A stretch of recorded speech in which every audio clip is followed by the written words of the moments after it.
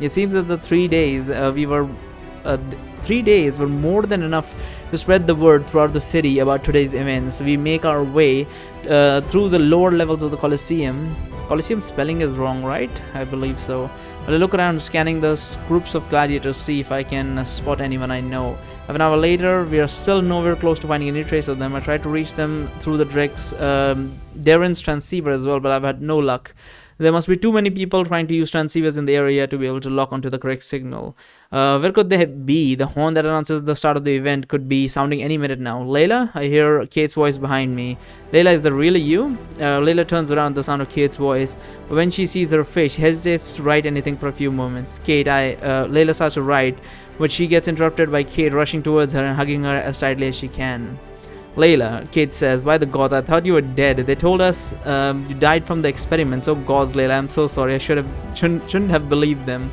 I should have gone looking for you like I did for all the others. You don't need to apologize, Layla writes, but she stops her text when she realizes that Kate's currently keeping her eyes closed in an attempt to keep the tears from flowing out. I'm sorry. Why did I say it like a Canadian? I'm sorry, Kate says. I shouldn't have abandoned you like this. Please forgive me. I was so focused on Diane that the rest of the Kate's words get drowned out by the sound of a very loud horn. It seems the arena event is about to start. Okay, we need to go, Darren says. Only now notice that Darren and Hardrick were also there, standing behind Kate. They must have all met earlier and came looking for me together. I know, Kate says. She wipes the tears from her sleeve. Please keep her safe, Kate tells me, simply as she walks past me, heading towards her division's side of the arena. I will, I tell her. Kate, wait, Layla writes with her mouth open as she had forgotten that she can't talk, but Kate doesn't seem get to see the blue writing and keeps walking away from us. Ooh, that's a difficult one. Should I call her? I mean, they all have to go to their division rooms. They can talk later, I think. Call after Kate, there is no time. The two of them can talk more after the arena. I think they can talk after the arena. I don't think there's any special information. It's probably just like, oh, I don't want to, I didn't mean to, or this and that. Who cares? We can do that later. I decide not to call after Kate. The two of them can talk more after we are done with the arena. Knock 'em dead, Barry, Hardrick says with his usual grin as he also heads towards his own designated area. Or better yet, don't get killed, Darren tells me. We need to survive the arena, not win it. I'll see you again after the end of the event. Remember, no need to do anything crazy. Just stay alive. Got it? Got it, I say. When Darren is also gone, Layla and I decide to head towards our division as well. While we walk, I can't help but notice that Layla is looking a bit distracted. Don't worry, I tell her. You'll have time to talk with Kate as much as you want after the arena is over. Yes, Layla writes, of course. So now are you glad that you decided to follow me to meet Kate after all, I say. Layla smiles faintly. Yes, she right. Yes, I'm glad. Thank you. Make our way to our division area where all of our other teammates were already gathered. We then take our places next to the iron gratings blocking our access to the fighting arena. Oh, kind of like was it Oblivion, I think? Yeah, I think it was like Oblivion. Yeah, Oblivion. It's kind of like the arena of the Oblivion. We then take our places next to the iron gratings, blocking our access to the fighting area in order to have a better view of what's happening in the arena. Apparently, there are still some people who are making their way towards their seat, but most of the spectators seems to have found their places and are now restlessly waiting for the show to begin. I take a look to see if I can spot Flower or Rose, but the seats are too far away from me to be able to make out any details. The announcer is now verifying his magical voice magnifier. He probably is like 1 2 3 checking, testing. In preparation for the event, he was situated in an elevated platform above the spectator's seat. Interesting. As we all wait for the event to begin, suddenly hear a familiar beeping sound coming from my pocket. At the same time, a similar beeping sound comes from direction of Layla as well. Finally, I've been waiting for this. Yeah, probably in West Point now. This is my playthrough. Means the shit playthrough where I have shit stats. Look at these stats, man. I put everything into like, detection shit without putting anything into anything else. I'm not going to be able to do too much. I think I'm just gonna go for I'll just go one each. I usually go for like one specific one, heavy hardcore. But then again, like I would fail if I do this. Because at least I will be able to pass some checks. But this would just mean I fail the checks, don't I? Fuck. I'll just put all in strength. Should I put it all in strength or toughness? I also need combat technique though. I'm gonna be getting hit a lot, but then I have to hit the creatures in the first round too. I'm thinking of the second round. You think of the first round. I think I need strength, so I'm gonna go with that. Sure. Continue. Once I'm done with my stat device, I put it back in my pocket and I see that Layla is just about done with hers as well. Knowing her, she must have placed all her points in toughness. I would ask her directly, but I don't want to give away to the others the fact that we are Lasetti. Found a way to send messages in private, have you? Bruce asks us after seeing us both use the same type of devices at the same times. Well, I hope you have said what you needed because the show's almost about to start. Shortly after Bruce is done talking, we hear the sound of a second horn, now signaling. I mean, wouldn't the stat device fly out of our pocket? I mean, I don't even feel comfortable running with like I don't even feel like comfortable walking with my wallet in my pocket. I always feel like it's gonna fucking fall out or something.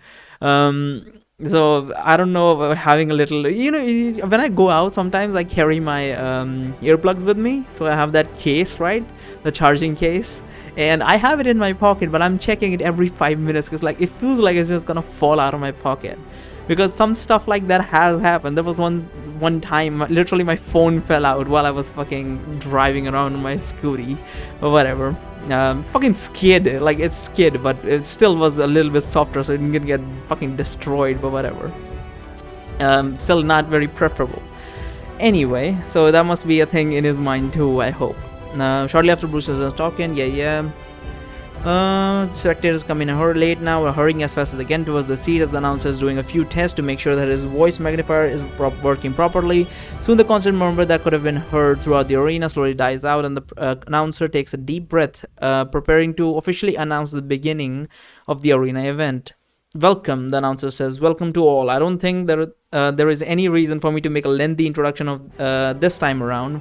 You all know why you're here. You came here because you were promised the event of the century, and we plan to deliver on that promise. Now, if it's alright with everyone, I would like to begin by announcing the rules. Announcer waits for a few moments in order to make sure that there are no objections. Then who would object? Then he continues to read from his notepad. By the request of the arena's owner himself, Mr. Bennard, the announcer says, today's event will follow the traditional rules which have been used by his father before him and by the Lasetti of old before the Stillwinter. And most of you may already know, this also means that if a gladiator breaks one of the rules, they will not be disqualified from participating any further, but they will become an undesirable. By becoming an undesirable, gladiator will be forced to participate in an additional round after the official event ends, where they will need to fight all of the other remaining gladiators at once in one final battle. Seriously? Any gladiator who managed to give the finishing blow to an undesirable will get rewarded. I'm probably going to get marked as undesirable at some point. Will get rewarded either with his freedom or with a large sum of money, depending on their status in this arena. Other gladiators can of course refuse to participate in this final round. Undesirables can also choose to no longer participate in the regular rounds once they have been pegged as rule breakers.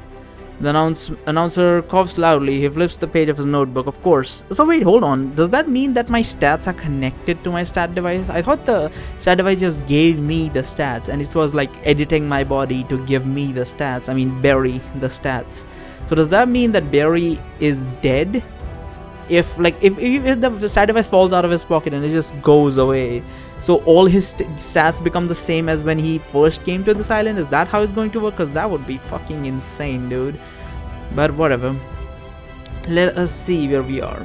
The desirable rule. We do have a surprise for the second round. However, for this special occasion, instead of our reigning champion, I think you will be happy to learn that the warriors who will be joining us, none other than relentless mercenary Velgos. There is a loud murmur in the crowd when they hear the name of Velgos. From what I can tell, they seem to be excited about the prospects of watching him fight. In the third round, the announcer says the gladiators that survive the first two rounds will need to fight in a series of duels to decide who will be the victors of this event. Some of the duels will have to be fought to the death, while others will be fought only until one of the fighters surrender. The exact duels will be decided after the end of the round 2. Then we will know exactly which of the fighters have survived. Now that we got all of the introductions out of the way, I believe it is finally time to get this event started. Is everyone ready? The crowd burst into a loud cheers for a few seconds, and the announcer now raises his voice in order to drown out all the loud noises. Then I will keep you waiting no longer, the announcer says. Let the event of the century commence. They are engaged from the lower levels of the amphitheater is now slowly getting raised, while the crowd keep cheering as loud as they can. For the first round, the announcer says the division of fighters will be entering the arena one by one, the order of their division number. Let us give a warm round of applause to the event's first division. Who is this? Is that me?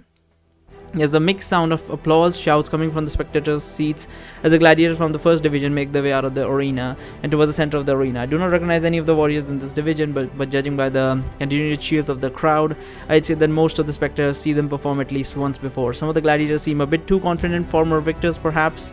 Either way, they better get their act together and quick. From what Bruce told me on my first day here, the events until now could not even begin to compare with what's coming.